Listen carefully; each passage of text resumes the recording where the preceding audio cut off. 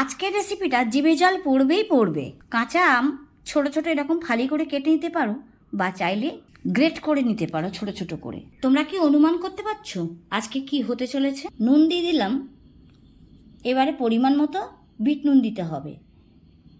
এরপরে লঙ্কার গুঁড়ো বেশ খানিকটা দিয়ে দিলাম, আর দিলাম কাঁচা লঙ্কা থেঁতো করে। একটু চিনি দিয়ে দিলাম স্বাদ মতো, আর দিয়ে দিলাম কাসুন্দি। এবার নিশ্চয়ই জিভে জল আসছে। এখন আমি গন্ধরাজ লেবুর রস এখানে মিশিয়ে দেব।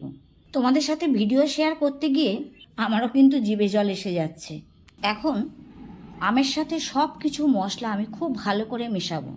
এখন নিশ্চয়ই বুঝতে পারছো প্রথমেই কেন বলেছিলাম আজকে রেসিপিটা তোমাদের জিভে জল আসবেই আসবে।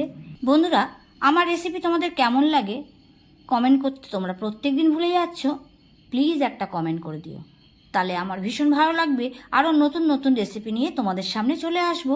আর আজকে আমি যে আমটা ব্যবহার করছি এটা কিন্তু কাঁচা মিঠে আম।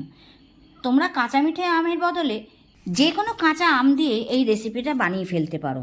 এখন বাজারে চলতে গেলেই বা রাস্তায় যে কোনো জায়গাতেই এই মাখা ভীষণভাবে বিক্রি হয় এবং মানুষের ভিড়ও অনেক থাকে। তৈরি হয়ে গেল আজকের রেসিপি আম মাখা। রেসিপিটা ভালো লাগলে লাইক শেয়ার কমেন্ট করো। আসছি আবার নতুন রেসিপির সাথে, ততক্ষণে সবাই ভালো থেকো।